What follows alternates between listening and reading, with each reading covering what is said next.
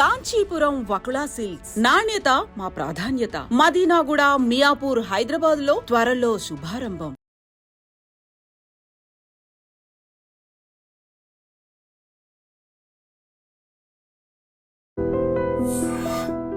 నమస్కారం, welcome to I dream. ధర్మ మార్గం విత్ విజిత కార్యక్రమానికి స్వాగతం.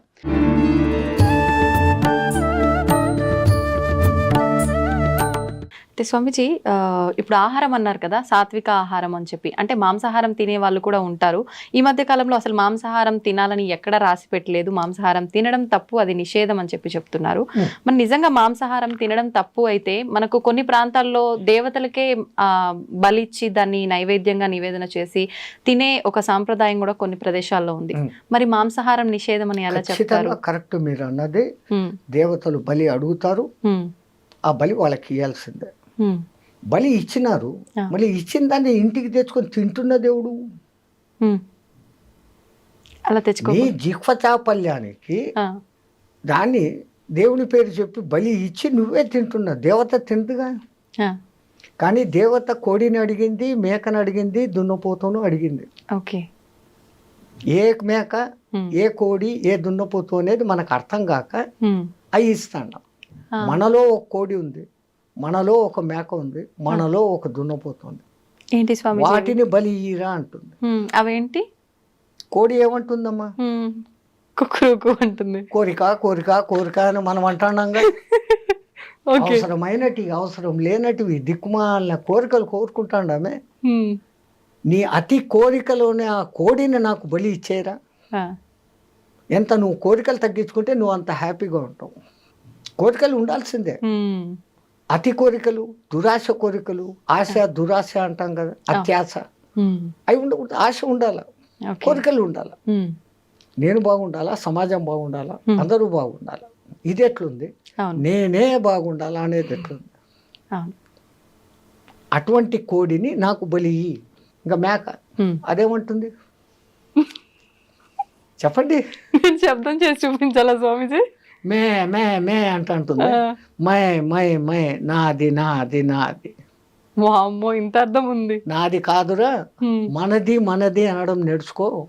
నీలో ఉన్న ఆ నాది అని అరిచే ఆ మేకను నాకు బలి. ఇంకా మీ తెలుగులో అంటారు, దున్నపోతు మీద వాన కురిసినట్లు. అవును అవును. ఎవడు ఎట్లా పోతే పర్వాలే, ఎవడు మంచి చెప్పినా వినేది లేదు, నా దారి నాది. అవును, అదే బఫెలో అంటారు కదా దున్నపోతుని ఇంగ్లీష్లో. ఇప్పుడు మనం అందరం బఫెలోలమే. అంతే అంటారా? ఎందుకంటే బఫేలోకి పోయి డిన్నర్ చేస్తాం కదా. కరెక్టే కదమ్మా. ఆడ ప్లేట్ ఎత్తుకొని పిచ్చకాడలాగా కూరవి, పప్పువి, సాంబారు వేయి అని అడుక్కుంటా తినేది, నిలబడి నడుచుకుంటా తినేది. దున్నపోతులే కదా ఆ పని చేసేది. మనం ఏం చేస్తాం, శుభ్రంగా కూర్చొని ఇంకో పీట ఎత్తుగా వేసి, భోజనానికి ఎత్తు పీట వేసి, మనం చాప మీద కూర్చొని దాన్ని 3 సార్లు సంప్రోక్షణ చేసి దేవునికి అర్పించి ప్రసాదంగా తింటాం. అది తినే పద్ధతి. అన్నం తినేటప్పుడన్నా ప్రశాంతంగా కూర్చోకుండా వాటితో మాటలు, ఈయనతో మాటలు, ఆడొక చెంచా ఈడొక చెంచా, ఏం తిండేది? మాకు టైం లేదు కదా. ఒకసారి అడిగాడు ఒక ఆయన, ఏం నాయనా ఇంత లేటుగా వచ్చినావు? బఫేకి పోయి వస్తున్నావు. అవును, నువ్వు బఫేల్లో పోయి వచ్చినావు, బఫేల్లో అయ్యి వచ్చినావు. ఏం స్వామి అన్నాడు. మళ్ళీ బఫేలో చేసే పని నువ్వు చేస్తాడు. అది పోతా పోతా గట్టి కనపడిందంటే తింటా పోతానే ఉంటావు. సో ఆ లక్షణాలు కావు. నీలో ఉన్న ఆ అలసత్వం, అవికారత్వము, అటువంటి దున్నపోతు నీలో ఉంది. నువ్వు దున్నపోతు కాదు, మనిషివి. నీలో ఉన్న ఆ దున్నపోతుని మాకు బలి దేవతలు కొడతారు. వాళ్ళు కోరుకున్న అసలు బలి అది. మనం జిహ్వ చాపల్యానికి నోరై మసాలా పక్కింట్లో ఎవడో వండాడు, మనం వండాలి. ఇంకా కొంతమంది వాడి కోడికూర తినాలని ఇంట్లో తినకూడదు అని అన్నారంటే వాడికి ఆ రోజు పూనకం వచ్చేస్తుంది. అమ్మోరు నన్ను అడిగారు 2 కోళ్ళు ఇయ్యి అని. ఇంకా చచ్చినట్లు అమ్మోరు అడిగారు, కోళ్ళు ఇస్తారు. ఇచ్చినాడంటే వీడి ఇంటికి తెచ్చుకొని దాన్ని జుట్టు పీకి, కోడి పీకి, అది చచ్చేటప్పుడు అది ఎంత బాధపడుతూ వస్తుందో ఆ బాధే మనకి ఇప్పుడు శాపాలే. ఈ దిక్కుమన్న కొత్త కొత్త రోగాలు, ఈ ప్రకంపనాలు, ఈ ప్రకృతి ప్రకోపాలు వచ్చేదానికి కారణం ఆ జంతు ఘోష. మరి ఇప్పుడు సాత్విక ఆహారం అంటే మొక్కలకు కూడా ప్రాణం ఉంటుంది కదా గురూజీ, అది కట్ చేసిన తర్వాత దాన్ని కూడా చంపినట్టు అవదా? మేక కాలు ఇంచేసి కోసుకొని తిన్నాం, మేకకు మళ్ళీ కాలు వస్తుందా? రాదు. మీరు చెట్టు నరికేయండి, చిగురు వస్తుంది మళ్ళీ. దేవుడు మనకి ఇచ్చాడు ఇది. ఇప్పుడు మాంసాహారం తినే జంతువులను మనం ఏం పేరు పెట్టి పిలుస్తాం? క్రూర జంతువులు అంటున్నాం. అవును. కూరలు ఉన్నాయి దానికి, దాని పేగుల డిస్టెన్స్ తక్కువ. అది ఒకసారి తిన్నాక 4-5 రోజుల వరకు దానికి అరగదు. బాగా తిని నిద్రపోతున్న సింహం దగ్గరికి మీరు పోయినా అది మళ్ళీ మన మీద పంజా విస్తడతాం. అది ఫుల్లీ సాటిస్ఫైడ్. దానికి ఆ తిండి దేవుడు ఇచ్చాడు. ఓకే. దాన్ని క్రూర జంతువు అని పిలుస్తుండవు. మరి నువ్వు తింటున్నప్పుడు నువ్వు ఎవడివి? నువ్వు క్రూరుడివే. అవును. రెండవది, మాంసాహారం వండేటప్పుడు దాంట్లో దిక్కుమాలిన మసాలాలన్నీ వేస్తారు ఆ కంపు రాకుండా. ఈ మసాలాలు మనలో తమో గుణాన్ని రజో గుణాన్ని పెంచుతాయి. బాగా కారం తినండి, కంట్లో నీళ్ళు వచ్చేంత కారం తినండి.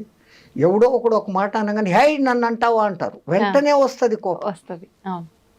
ఈ కోప ప్రకోపాన్ని కామ ప్రకోపాన్ని పెంచేది కారణం మనం తింటున్న ఆహారం. తో మనకు దేవుడు ఈ కాయగూడ్లు పండ్లు ఎన్ని ఇచ్చాడు. మీరు అన్నట్లు నిజంగా దాంట్లో కూడా ప్రాణం ఉంది, కానీ దాంట్లో మళ్ళీ చిగురించే శక్తి ఉంది. దీంట్లో అట్లా లేదు. అది ఒకసారి చచ్చిపోయింది, ఇంకా మళ్ళీ అది బతకదు అది. అయితే ఇప్పుడు మనం తీసుకునే ఆహార ప్రభావం వల్లే మనకు వచ్చే ఈ ఆరోగ్యానికి సంబంధించిన ఇబ్బందులు అనుకున్నాం కదా స్వామీజీ. మరి ఇప్పుడు చాలా వరకు మనం చేసుకున్న కర్మలను బట్టి మనకు ప్రతిదీ వస్తుంది అంటాం కదా. అంటే కొంతమంది ఎటువంటి ఆహారం తీసుకున్నా కూడా మంచిగా ఉన్న వాళ్ళు ఉంటారు, అన్ని రకాలుగా మంచి పూర్తి హెల్తీ ఫుడ్ తీసుకున్న వాళ్ళు కూడా అనేక రకాల ఇబ్బందులకు గురవుతుంటారు. వాళ్ళ కర్మలను బట్టి ఉంటుంది. ఓకే. గత జన్మ కర్మానుసారం వాళ్ళకి ఏం జరగాలనో అది జరుగుతుంటాయి. ఓకే. అయితే స్వామీజీ ఇప్పుడు ఈరోజు పేపర్లో మీరు చూసి ఉంటారు, యాంటీబయాటిక్స్ ఎక్కువగా ఇస్తున్నారు జంతువులకు, అవి త్వరగా గ్రో కావాలని, అవును అవును, ఎక్కువ బరువు తూగాలని. అవి ఆ బయోటిక్స్ దాని మాంస కణాలలోకి చేరి మనం తింటున్నప్పుడు ఆ యాంటీబయాటిక్స్ మనకి నెగటివ్ రోగాలు తెచ్చేదానికి కారణభూతమైతాయని సైంటిస్టులు చెప్తాన్నారు. Okay okay. అంటే మాంసాహారం తినకుండా ఉండడమే ఉత్తమం. సరే, ఒక్కటి మీకు మాంసాహారం ఇష్టమే, ఆ జంతువులు తిన్నట్లే మేక పులి తిన్నట్లే, మేకను పులి తిన్నట్లే పచ్చి తినండి ఒకసారి. అమ్మా, అలా ఎలా సాధ్యపడుతుంది? బస్ హోగా, వెగటు పుట్టేస్తుంది ఒక్కసారి పచ్చిది మీరు తినగలిగినారు. ఒకవేళ 1 అరకిలో తిన్నారు అంటే 3 రోజులు అనారోగ్యంతో బాధపడతారు. It will not digest. దాన్ని చండాలంగా ఉడకబెట్టి దాంట్లో ఏందేందో మసాలాలు వేసి మిగిలితే మళ్ళీ ఫ్రిడ్జ్లో పెట్టి 2వ దినం వేడి చేసి, ఇట్లాంటి ఫుడ్లన్నీ తినడం మూలంగానే మన మెటబాలిజం, టైం క్లాక్ అన్ని దెబ్బతింటాడు. కొన్ని ప్రాంతాల్లో పచ్చి మాంసం తినే మానవులు కూడా ఉన్నట్టుగా మనం చూస్తుంటాం. వాళ్ళ హ్యాబిచ్యువేటెడ్, వాళ్ళకు తరతరాలుగా వాళ్ళ జీన్స్ అది ఉంది. ఓకే. మనము తరతరాలుగా భారత రామాయణ కాలాల నుంచి ఆ ఋషిమునులు అందరూ కూడా సాత్విక ఆహారమే. అంతెందుకమ్మా, ఇప్పటికిప్పుడు భూమి మీద నీళ్లలో కాదు, నీళ్లలో తిమింగలాలు ఉంటాయి, భూమి మీద ఉండే అత్యంత బలమైన ఎత్తైన జంతువు ఏది? ఏనుగు. ఇంకా 2వది ఖడ్గమృగం. అది పరిగెత్తా వచ్చి ఒక వ్యాన్ గుద్దిందంటే వ్యాన్ 3 పల్టీలు కొట్టి ఎగిరిపోతుంది. ఆ 2 తినేటి ఏంటి? గడ్డి. బలము తినే మాంసాహారంలో లేదు. కాయగూరలలో ఉన్నంత విటమిన్లు, ఖనిజాలు, లవణాలు మాంసాహారంలో లేవు. అన్నిటికన్నా విచిత్రము, ప్రపంచంలో ఏ జంతువు ఉడకేసి తినడంలే, అవి కంటద్దాలు పెట్టుకోవడంలే, చోటు మిషన్లు పెట్టుకోవడంలే. ఈ దిక్కుమాలనోడే పెట్టుకుంటున్నాడు. ఎందుకు అంటే ఉడకేసి తింటున్నాడు, సహజమైన తిండి తినడంలే.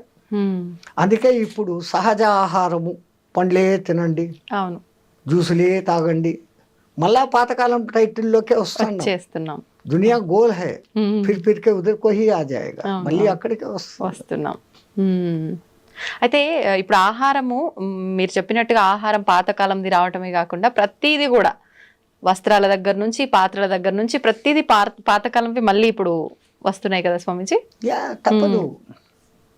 ఇప్పుడు పంచకట్టు మళ్ళా పెద్ద ఫ్యాషన్. అవును. ఎవడో సినిమాలో హీరో కట్టుకున్నా అంటే ఇంక అందరూ అయితే అంతే. ఈ గొర్రెదాటుడు వ్యవహారం వదిలిపెట్టి ఇంకోటితో కంపారిజన్ వదిలిపెట్టాలి ఫస్ట్. నేనుగా ఉంటాను, నా వరకు నేను ఉంటాను, నేను బాగుంటే లోకము బాగుంటుంది, ఆ ఫీలింగ్తో ఉండగలగాలి. రెండవది న్యాచురల్గా ఏది వస్తుందో దాన్ని యాక్సెప్ట్ చేసుకోవాలి.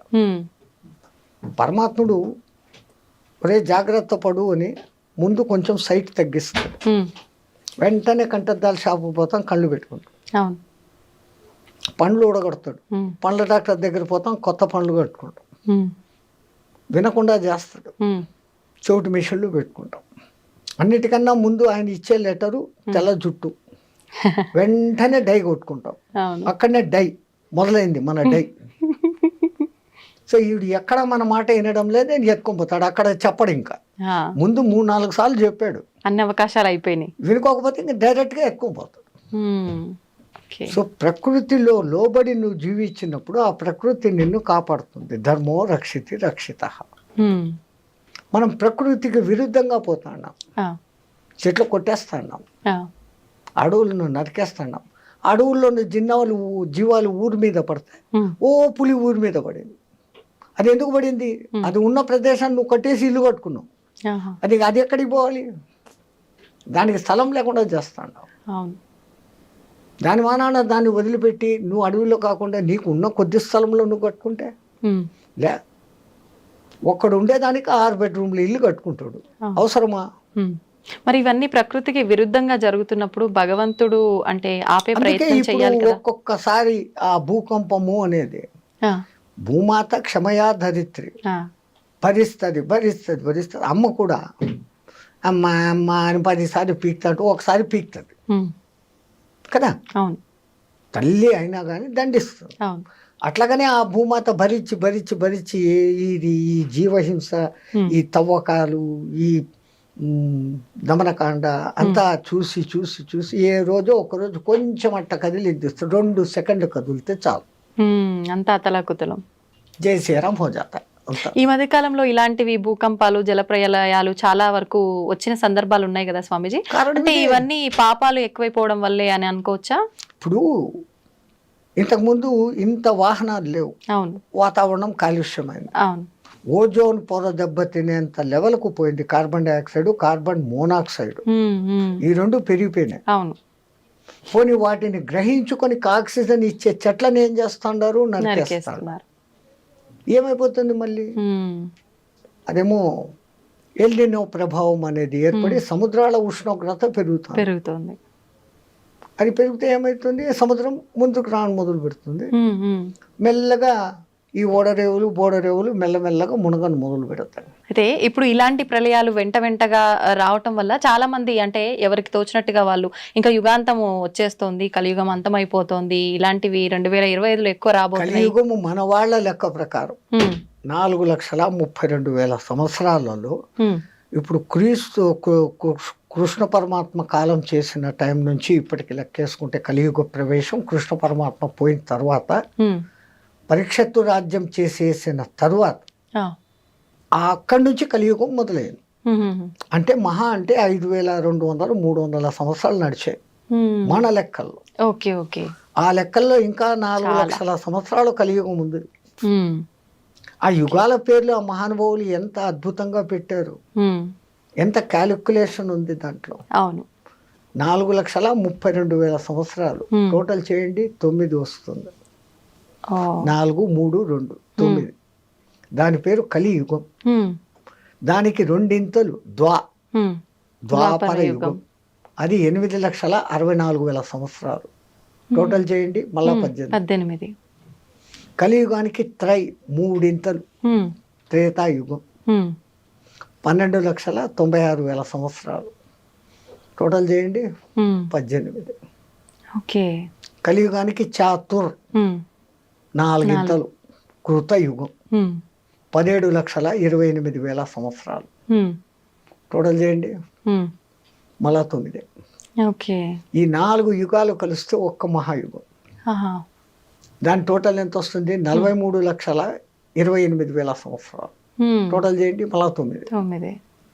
9 అనేది సర్వం ఖలిద్వం బ్రహ్మ. 3, 6, 9 సంఖ్యలకు ఎంతో ప్రాధాన్యత ఉంది అని మన శాస్త్రజ్ఞులు చెప్తే మనం నమ్మం. శంఖంలోంచి తీర్థం వస్తే బాగుంటుంది, ఇంగ్లీష్ వాడు చెప్తే నమ్ముతాం. అంతే. ఓ టెస్లా అనే ఒక ఇంజనీరు ఫారెన్లో, ఆయన ఈ 3, 6, 9 ప్రకారమే యూనివర్స్ అంతా కూడా నడుస్తుందని ప్రూఫ్స్తో చూపించాడు. ఆ అంకెల విచిత్రం కూడా అంతే తమాషాగా ఉంటుంది. రెండో ఎక్కాన్ని మీరు క్యాల్కులేట్ చేయండి. 2, 4, 6, 8. అది 3తో కలిసినప్పుడు 6 వచ్చింది. 2 3 6, 2 4 8, 2 5 10, మళ్ళా 1, 6 20, 2 6 12, మళ్ళా 3తో కలిసింది. 3తో వస్తుంది. ఇట్లా ఏది చేసినా కానీ 3, 6తో కలిసినప్పుడు ఏ సంఖ్య అయినా కానీ మళ్ళీ దాంతో మిక్స్ అవుతుంది. అది కానప్పుడు అది వివిధ సంఖ్యలను చూపిస్తుంది. 1 నుంచి 9 వరకు అంకెలేసి 3ను రౌండప్ చేయండి, 6ను రౌండప్ చేయండి, 9ను రౌండప్ చేయండి. మిగతాటి క్యాలిక్యులేషన్ చేస్తే ఈ 3, 6, 9తో కలిసినప్పుడు అది ఆ సంఖ్యను చూపిస్తుంది. మిగతాటప్పుడు అంతా తమ ఇండివిజువల్ నెంబర్స్ చూపిస్తుంది. 3 3 9, 3 4 24, మళ్ళీ 6. అది అంతా 3 6 9 చూపిస్తుంది. ఇంకో సంఖ్యను చూపించట్లే. అట్లాగనే 6 ఎక్కని తీసుకోండి. 6 2 12, 3 6 3 18, 9. అవే రిపీట్ అవుతాయి. ఇంకా 9వ ఎక్కమైతే మీరు ఎంత పెద్ద సంఖ్యని హెచ్చవేసి దాన్ని సింగిల్ డిజిట్కు తెస్తే ఇట్ విల్ బికమ్ 9. సర్వం ఖలిద్వం బ్రహ్మ, అంతా బ్రహ్మలో కలిగిపోతుంది అనే దానికి ఆ సంఖ్య సూచకం. సర్వం ఖలిద్వం బ్రహ్మ. అందుకే నవవిధ భక్తి మార్గాలు అని, నవగ్రహాలు. అసలు మన వాళ్ళు జపమాల 108 పూసలు ఉండాలి, అర్ధమాల 54 పూసలు ఉండాలి, నక్షత్రమాల 27 ఉండాలి. ఏది చెప్పినా కానీ 9. అట్లాగనే పూజలు అష్టోత్తర నామావళి, శతోత్తర నామావళి, అన్ని అష్టాదశ పురాణాలు, మహాభారతం 18 పర్వాలు. వ్యాసుడు వాడికి 18 సంఖ్య ఎంత ఇష్టం అంటే మహాభారతం 18 పర్వాలు, కురుక్షేత్ర సంగ్రామం 18 రోజులు, దాంట్లో అన్నిటికన్నా ఆణిముత్యం భగవద్గీత 18 అధ్యాయాలు. కురుక్షేత్రంలో పాల్గొన్న అక్షోహిణుల సంఖ్య 18. ఈ దిక్కు 11, ఈ దిక్కు 7 అక్షోహిణులు, 18 అక్షోహిణుల సైన్యం. అక్షోహిణి అంటే కూడా మళ్ళీ 9 వస్తుంది. ఇన్ని వేల రథాలు, ఆ రథాలకు ఇన్నింతల ఏనుగులు, ఇన్నింతల గుర్రాలు, ఇన్నింతల కాల్బలం అనే లెక్క ఉంది. ఆ లెక్క తీసుకుంటే మళ్ళీ అదంతా కూడా 9. ఆఖరికి మహాభారత యుద్ధం అయిపోయినాక మిగిలిన మహాయోధులు కూడా 9 మందే. అంటే ఇదంతా ఒక ప్రణాళిక ప్రకారం జరుగుతుందా Swamiji? Universe moving along the calculation of 369. మీరు ఆయన టెస్లా గారి పుస్తకాలు రెఫరెన్సులు చూసి మీరు వచ్చింది కదా ఇప్పుడు ఈ గూగుల్ దాంట్లో చూసినారంటే ఆయన దాని గురించి ఇచ్చిన వివరణ బ్రహ్మాండమైన వివరణ. ఈవెన్ పిరమిడ్ నిర్మాణంలో కూడా 3 6 9ల కనెక్షన్ ఉంది. అంతెందుకు మన శ్రీచక్రం, అమ్మవారి శక్తులు 5, అయ్యవారి శక్తులు 4. 5 4 9. అసలు గురుపూసలు 108 పెట్టి ఒకటి గురుపూస అని పెడతారు, జపం చేస్తామంట. చేస్తే ఏమొస్తుంది అని అంటారు. ఇప్పుడు మన బతుకులంతా ఎక్కడుండాయి? 27 నక్షత్రాల్లో ఉన్నాయి. ఒక్కొక్క నక్షత్రానికి 4 పాదాలు, 27 × 4 108. మనం 12 రాశుల్లో 9 గ్రహాల మధ్య బతుకుతాను. ఒక గురువు దగ్గర సరైన మంత్రదీక్ష తీసుకొని జపం చేస్తే నీ రాశి దోషాలు, నక్షత్ర దోషాలు, గ్రహ దోషాలు పోతాయి అనే దానికి ఆ సంఖ్యను పెట్టి ఆ అర్థంతో పెట్టినారు. అయితే ఇప్పుడు ఎవరికి తోచినట్టు వాళ్ళు ఇప్పుడు ఇలా వీడియోల రూపంలో ఎవరైనా చెప్పింది పట్టించుకొని ఆ మంత్రం కానీ శ్లోకం కానీ ఎవరికి వారంటే పలానా ప్రాబ్లంకి ఈ మంత్రం పారాయణ చేయండి, జపం చేయండి అని చెప్తూ ఉన్నారు. అలా ఎవరికి వాళ్ళు చేసుకుంటున్నారు గురు ఉపదేశం లేకుండా. అది నిజంగా ఫలిస్తుందంటారా స్వామీజీ? దాని ఫలితం చాలా లేట్ అవుతుంది. గురు ద్వారా తీసుకోబడినప్పుడు నేను ఇప్పుడు గురు ఛత్ర ఛాయలో ఉన్నాను, నాకు ఒక గురువు ఇచ్చినాడు అన్న ఒక సగం బలంలో ఎంట్రీ అవుతుంది. అవును. పుస్తకాలు చూసేసి ఎవడో టీవీలో చెప్పేశాడు అది వినేసి చేసుకుంటే అది కాదు. గురుమంత్రం ఇవ్వడము ఎంత విధానం పెట్టారు మన పెద్దలు. ముందు వాడు మంత్రం తీసుకునేకి అర్హుడా కాదా అనే దానికి ఆ కాలంలో కొంతకాలం నా దగ్గర సేవ చేయి, ఆ తర్వాత నీకు దీక్ష ఇస్తాననే వాళ్ళు గురువులు. ఊరికి ఇచ్చే వచ్చి ఏదో 10,000 డబ్బులు తీసుకో దక్షిణ, ఇన్ని పండ్లు బట్టలు తీసుకో, ఇచ్చే మంత్రం అంటే ఇచ్చేస్తుంటారు. అందున నీకే దేవుడు ఇష్టమో అడిగి ఆ మంత్రం ఇస్తుంటారు. అట్లా జరగదు ఆ కాలంలో. అసలు ప్రశ్నోపనిషత్తులో ఎంత అద్భుతంగా చెప్పాడమ్మా. గర్గముని కొడుకు, గౌతముని కొడుకు, ఒక రాజు కొడుకు, ఇట్లా 6 మంది మహర్షులు అడవిలో పిపిలాద మహర్షిని వెతుక్కుంటూ వస్తారు. ఆయన కనపడినాక దండ ప్రమాణాలు చేసి చేతికి దర్బలు ఇస్తారు. ఆ కాలంలో అది సవిత్ప్రాణి అయిపోవాలా, వాళ్ళకేం కావాలా, ఆవులు గడ్డి, ఈ 2 కావాలి. ఎవరినైనా మీరు అంటే నేను ఫలానా ఆయన కొడుకు, నేను ఫలానా. అమ్మ అంత గొప్ప వాళ్ళ కూర్చోండి అని వాళ్ళకి ఆర్ఘ్యపాదాలు ఇచ్చి, ఏంటి నన్ను ఎత్తుకుంటే ఎక్కడికి ఎందుకు వచ్చారు వాళ్ళు అంటారు, మాకు కొంచెం అనుమానాలు ఉన్నాయి, మా తండ్రులను అడిగాం, వాళ్ళు మాకు తెలీదు, ఆ పిప్పిలాదుడు తప్ప ఇంకెవడు చెప్పేవాళ్ళు లేడు, మీరు ఆయన్ని పోయి పట్టుకోండి అన్నాడు, మేము వెతుక్కొని వచ్చాం, మాకు ఆ సమాధానాలు కావాలా. రావడం, సమాధానాలు అడగడం, నేను చెప్పడము, అంతేనా? గురు శిష్య సంబంధం లేకపోతే కాదు.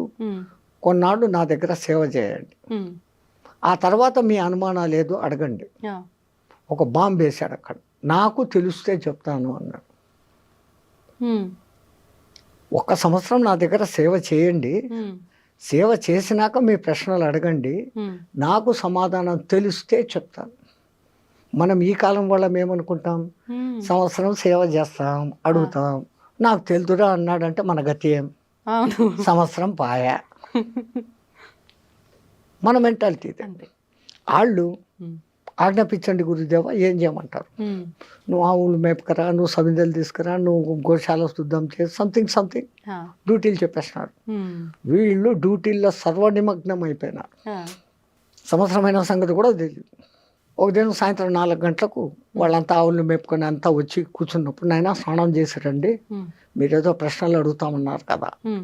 ఆ సంవత్సరం అయిపోయింది, గురువాడు అయిపోయింది అన్న.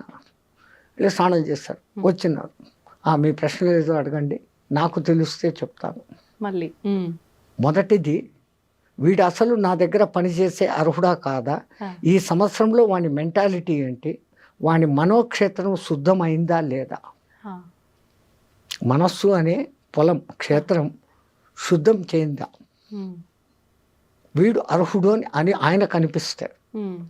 అప్పుడు అంటాడు. కానీ రెండోసారి నాకు తెలిస్తే చెప్తాను అని చెప్పడం, నాకే తెలుసు అన్న గర్వం ఎవరికి ఉండకూడదు.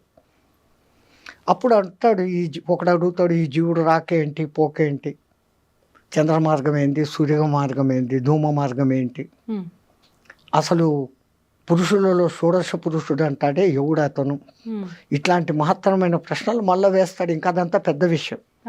ఈ సంగతి ఎందుకు చెప్తున్నానంటే, ఒక గురువు ముందు శిష్యుణ్ణి శోధన చేస్తాడు. ఇప్పుడు ఫీజులు తీసుకొని స్కూళ్ళల్లో కూర్చొని జీతాలు తీసుకొని 30 మందిని వేసేసి మేకమందలాగా చెప్పి ఇడిచిపెట్టడం కాదు. అప్పుడు ప్రతి ఒక్కడు వింటున్నాడా లేదా, వానికి అర్థమైందా లేదా, వాడు ఏ స్థాయిలో ఉన్నాడో వానికి ఆ స్థాయిలో నేర్పించు, తనంత వాడిని తనకన్నా మించిన వాడిని చేసేవాళ్ళు ఆ కాలంలో గురువులు.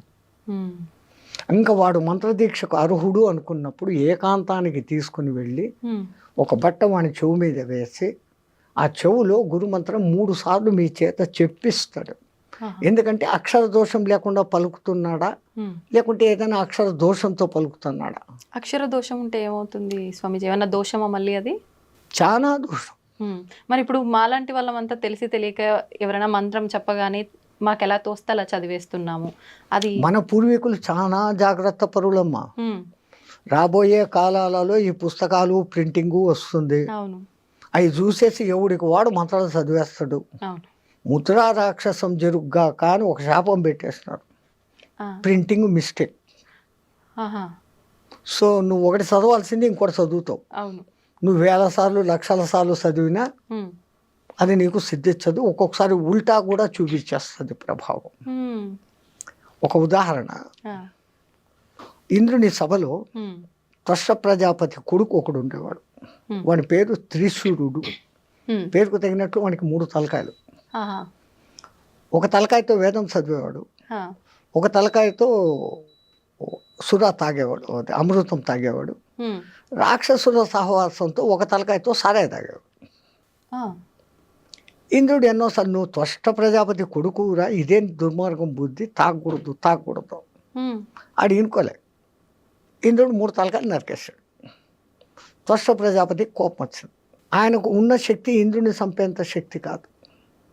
ఇంద్రుడు అంటే మీకు ఈ సినిమాల్లో చూపించే ఇంద్రుడు కాదు. ఉమ్. ఎవడో తపస్సు చేసుకుంటా పాడు చేసేదానికి అవును. రంభ ఊరోసుని పంపాడు, ఆ. ఏమో చేశాడు అని మనకి ఈ కథలే తెలుసు. అవును. ఇంద్రుడు అంటే ఎటువంటి వాడు అంటే, ఒకడు తపస్సు చేస్తుంటే ఉమ్. వాడిలో ఇంకా కామము క్రోధము ఉందా లేదా ఉమ్.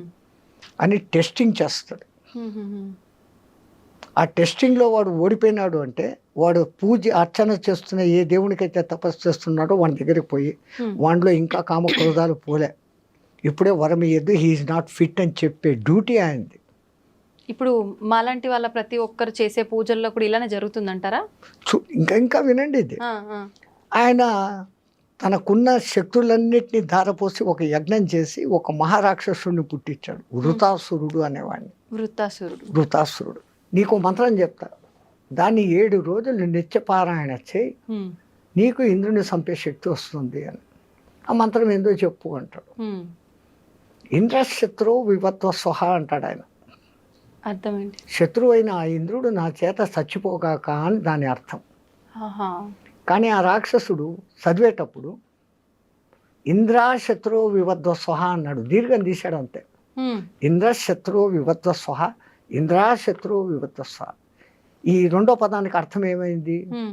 ఇంద్రుని శత్రువు అయిన నేను నాశనమైపోదును కాక. అయ్యా. అట్లాగనే వృతాసురుడు ఇంద్రుని చేతిలో చచ్చిపోయాడు. ఉమ్.